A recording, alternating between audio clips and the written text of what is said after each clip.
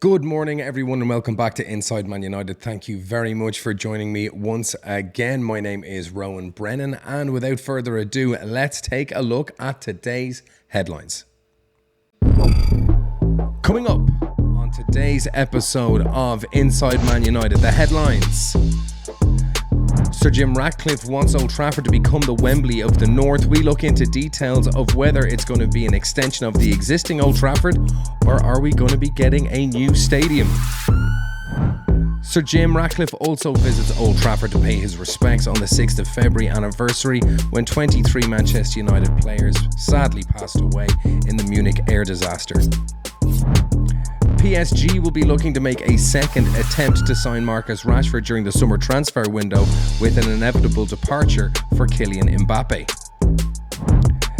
Ten Hag and INEOS' scouts planning 3 more scouting trips to watch a potential Jadon Sancho replacement, a player we already played in the Champions League. With Lisandro Martinez out, that should mean more time for Rafael Varane, but that might not be the case. And Sir Jim Ratcliffe and INEOS have identified 3 summer targets as Sir Jim Ratcliffe finds a good way to manage spend and identify players in the final year of their contract. All that coming up.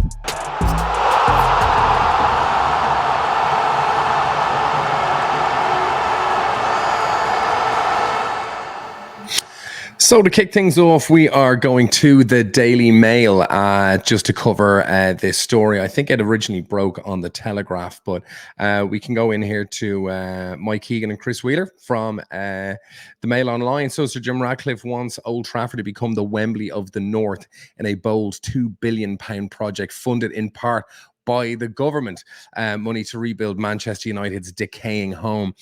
So really what this is about is they just don't want to be kicking the can down the road. Now, there's been a lot of talk of extending and expanding Old Trafford, but there's certain limitations to what they can do. Now, they believe if they were to make any sort of improvements to the existing Old Trafford building, that it would take anywhere between 8 and 10 years to begin and finish those refurbishments, and it could cost anywhere between 800 million and 1 billion just to do that.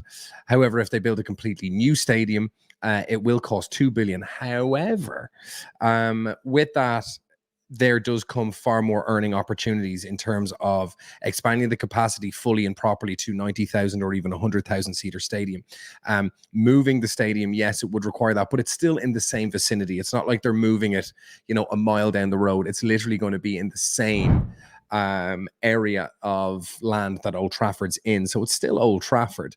It won't be the same area where the pitch was. It'll be, maybe 100 yards that way. But, for the romantics in us that would hate to see us actually upping sticks and moving somewhere else, which, sometimes you have to do. A lot of clubs in the Premiership have done it. There's no shame in doing it. You have to move with the times or you're going to fall behind. Romanticism can kill you. But the great thing about this is that this could be in part funded by the government as part of their Levelling Up initiative that was introduced back by Boris Johnson and the Conservatives in 2019. Now, what this Levelling Up initiative was supposed to do was to kind of redistribute wealth, but not at the expense of wealthier areas like the southeast of England, which was very important for the Conservatives to let their voters know. But it's just about redistribution of wealth and investing money in areas of the country that have maybe been lacking in such investment over the years, and that would be primarily the north. So obviously this was in a bid to try and win votes up north, with the promise of investment in these areas, which was typically Labour voting areas. And part of this levelling up, I think Sir Jim Ratcliffe wants there to be a Wembley type stadium that can feature and function as part of a massive draw for not just football games for United, but like just like Spurs are doing. Spurs are making a huge amount of money with their stadium in terms of having Taylor Swift concerts and American football games and all sorts of corporate events and things of that nature, which earns a huge amount of revenue. United at the moment are they're earning about £4 million per game in a 79,000 seater stadium. If they were to increase that to 90 or 100,000, they'd be earning, between 5 and 6 million per game. Obviously, they'd have more corporate boxes. things that would generate the more revenue, but then they'd also be able to have far more ability to hold varying types of events, which would bring in huge amounts of revenue on top. So while it would be more expensive to go the £2 billion route to build a stadium, the earning potential and the long-term investment would be very shrewd. Now, this is something that, Sir Jim Ratcliffe, I think, would like to leave as a legacy of his time at United. He is 71. He's a man running out of time. He looks very fit. He looks healthy. I don't think he's going to be going anywhere soon, but he does want to seek success as early as possible. I think every initiative that he has in mind, there's going to be no kind of dilly-dallying around, and he wants to hit the ground running, and he wants to get these projects. I think he wants to see the fruits of his labor. He wants to sit under the shade of the tree whose seeds he plants today. For want of a better phrase, and you can hardly blame him for that. So there could be help from the government on the way to be able to facilitate this through their own schemes, talking about wanting to invest. And again, it does make sense to maybe move the stadium into areas that they still own. They can, redevelop the current stadium, use that for other games. They could continue to play in the existing Old Trafford while building the new stadium. And then, do whatever they need to do with the old stadium once the new one is complete. So lots of kind of different ways they can go. And while he is loath to get rid of the old stadium, he does feel, and I think a lot of fans feel, that if we did have to move the stadium 100 or 200 yards to the left or right, it's still going to be Old Trafford. I don't think anyone thinks it's going to be on a different site where we can't still name it Old Trafford. And I think most fans would be up for something brand new. They don't want to kick the can down the road. They said even if they do put 800 to $1 billion in redoing the existing stadium, it's still a building that's from the 1910s. And, it's still going to have a lot of structural weaknesses that they would rather just be rid of and just start afresh. And that might be the way to go. But time will tell. But, we'll see how things develop. But it looks like a new stadium could be in the offing. Now, as well, Sir Jim Ratcliffe was seen at Old Trafford for the memorial of the Munich Air Disaster back in 1958, February 6th. 23 souls were lost, 8 of whom were first-team players, legends that were taken too young, the likes of Duncan Edwards and even Dublin's own Billy Whelan, who grew up in Cabra, not too far from where I live right now in Dublin city centre. And it was good to see the presence of Sir Jim Brailsford, Erik Ten Hag, Sir Jim Ratcliffe, and others to commemorate the day. And it was good to see everyone out in force and to see him being the type of owner that I think United fans have been longing for, which is visible, caring, transparent, and self-aware and aware of what the fans expect. So yeah, always a sad day, but many good men to remember, and it was good to see Sir Jim Ratcliffe and his team there doing what needed to be done. So and we'll be seeing him there next year as well. So moving on swiftly, we do have other news on PSG. So we know that PSG were looking to potentially buy Marcus Rashford before his resurgent season last season, with the anticipation of Kylian Mbappe eventually leaving Paris to move to Real Madrid, which looks all but confirmed. I think details are still being ironed out there, but on a free, I think there's going to be a huge amount to discuss in terms of the fee that he's going to be paid signing on and all that kind of stuff. And then they got to see what they have left for Erling Haaland. But the more young, fantastic strikers they have at Real Madrid, the less chance there is of one Alejandro Garnacho going to Real Madrid, which is his boyhood club. So fingers crossed, Vinicius, Mbappe and Haaland will be there for many a year and will have no plans on being ousted from their respective positions. So yeah, it looks like PSG might be making another shot at Marcus. What do you think? Would you, if you were to get 70, 80, 90 million quid for Marcus, would you be happy enough to see him leave? I personally would. I think his time is done at United. Anyone that watches this channel with any sort of regularity will know my feelings on Marcus Rashford. While he's had some, good seasons and some great performances and memorable nights, after 9 years, I don't think he's quite got to the level we would hope our top earner at the club to be. And I think it's time we made room for other young, hungry players that will take their opportunity with both hands a little bit more consistently than I think Marcus has since he burst onto the scene as a young 17-year-old, showing plenty of promise. He might be the last of the old guard that we wave goodbye to. So yeah, I would love to hear your thoughts and comments on that. So please, in the comment section, let me know if you'd have Marcus Rashford in Paris to make room, maybe for Amad Diallo or some new recruits in the summertime. We go to the Metro now, and they have published, and this is in a lot of different newspapers. This isn't just being published by a couple of outlets for the sake of clickbait. But you might remember that face there on the right-hand side. A individual called Rooney Bari scored against us in the group stage of the Champions League. A very, very good player, and a player we have been linked with in the past. And I've done episodes covering our interest in him, and we've already been to see him a number of times. And apparently there is a post-winter break warm-up competition that happens, I believe, in Portugal, and it's just to get players ready back for the rest of the season. And United have already been over there to see excuse me, Rooney Bari compete with Copenhagen. So United sent scouts to watch Copenhagen wonder kid Rooney Bari play in the friendly tournament this week, and are planning 3 more trips to watch the youngster, according to reports.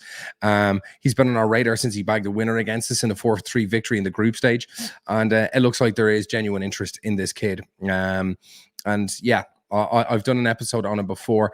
The guy has been banging in goals, and there is huge potential. 18 years of age, already probably the star of that team. And they're saying he could cost around 17 million quid, which would be an absolute bargain for a player of his ability. And put him up against the guys that we have, and see who can really stake a claim for one of those wide positions. He does typically play wide right, but yeah, a very, very strong player. And there was chance of Rooney around Old Trafford when he scored, an ironic chant from the Copenhagen fans, just to kind of rub a little bit of salt in the wounds, which, to be fair, I'd have done it, if I'm being honest. So Copenhagen sporting director Peter Christian says he expects Bari to leave the club in the summer. So they're already resigned to losing him, having already had interest in the January window. Asked if the club could have sold the youngster last month, he said, in general terms, I can say that we have a lot of players who have done well for a long time. So I think I'll stick to saying that if we wanted to, we could have done it, but that has not been our aim. Rooney's time will come, I'm sure of that. So yeah, it looks like we were keeping an eye on Rooney Bari, and yeah, let's see what happens in the summer. But there's going to be a huge amount of movement in the summer, and I think going for players in that price bracket is going to be a popular move with INEOS, given the FFP restrictions that we've been under, which we will get onto in a little bit of time. But there is the man that will probably be replacing Mr. Jadon Sancho, who's doing his thing over at Dortmund, as we all well know. Now, with Lisandro Martinez out, you would think that would afford more time to players looking to stake a claim at those centre-back positions. But as we've seen in the past, when Martinez is gone, that does impact Varane's ability to play. And why is that? Well, it's the lack of left-footed options coming in at the centre-half positions. And while Maguire and Varane have played there, Varane does seem to be the first name on the chopping block when we have to play centre-half pairings without Lisandro Martinez there. Which is strange, because you'd expect Varane then to take the mantle as the strong centre half, but they just don't fancy him there. They want to either bring Luke Shaw in, maybe to partner Varane. It looks like Maguire's going to get the nod to come in against Villa. But the article does go on to say here, the Manchester Evening News, that United find themselves in the same difficult position that they were confronted with the majority of 2023, which is just injuries to beat the band. So Varane has proven when fit how good a defender he is on paper, but he seems the perfect option to line up to Harry Maguire, who excelled against West Ham. Full credit to Harry Maguire. He did play well against West Ham. However, the Dutchman has already explained why he's likely to overlook the Frenchman when it comes to replacing Martinez. Back in November, he said there are moments in certain games where they, Maguire and Varane, can play together, and they've already proven they can do it, but the build-up is not that fluid when one of them is playing from the left centre-back position, because I think Leisha, Martinez, and obviously Luke Shaw, who are both left-footed. Obviously, then we've got Johnny Evans, Victor Lindelof, and they are right-footed. But they can really play comfortably with their left and make their right angles. Then you can construct a better formation where you can start to play. So it's a case of, do you want Harry Maguire or Varane on that right-hand side? And then you've got a choice of Shaw, Evans, or Lindelof on the left, because he just doesn't seem to trust Varane on that side. for whatever reason, and he sure as hell doesn't want Harry Maguire out there. So due to this belief by Ten Hag, he's unlikely to pair Maguire and Varane together from the off. So who does miss out? It's an interesting question. I don't know how the team is going to line up against Villa. It's a big game. They've got very fast forward players with Leon Bailey. Obviously, Ollie Watkins having a stellar season, and a player I think United should go for in the summer. His goals and assists since he's been in the Premiership with Aston Villa are double figures, despite their form up and down the table. And now that he's got a good manager and strong players around him, his stats are just blowing up completely. Goals, assists, he's all over the scoring and assist charts, and the guy is an absolute beautifully gifted footballer. I hope we go for him. I really, really do. So yeah, it remains to be seen what is going to happen. Yeah, and that leads us nicely on to Sir Jim Ratcliffe's approach to our summer spending. It does look like we're going to be targeting players that are in the final year of their contract. Now, this echoes why we went for Mason Mount, but he was still 60 million quid or 55, the guts of, despite only having a year left on his contract. So I think a lot of people think we still overpaid for a player that probably would only be worth that with 2 or 3 years left on his contract. And we haven't really seen much amount since he's moved here. It's been a bit of a disaster of a transfer for all parties concerned.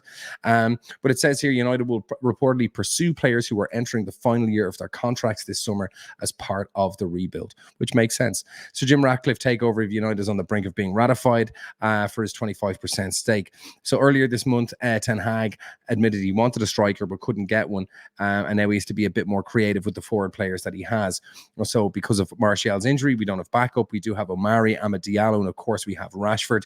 And yeah, we can't just keep playing Højlund into the ground. He's a young lad. He's supposed to be kind of starting his career, finding his feet, learning from other people, not leading the line himself. But he's been doing very, very well recently. So tip of the cap to you, Rasmus. So United's form has picked up in recent weeks with wins over Wolves and West Ham, and hopefully we can steal one on Aston Villa as well. So it says here, a report from ESPN claims finances remain tight and targeting players approaching the end of their contracts is viewed as a good way of managing their summer spend. Makes sense.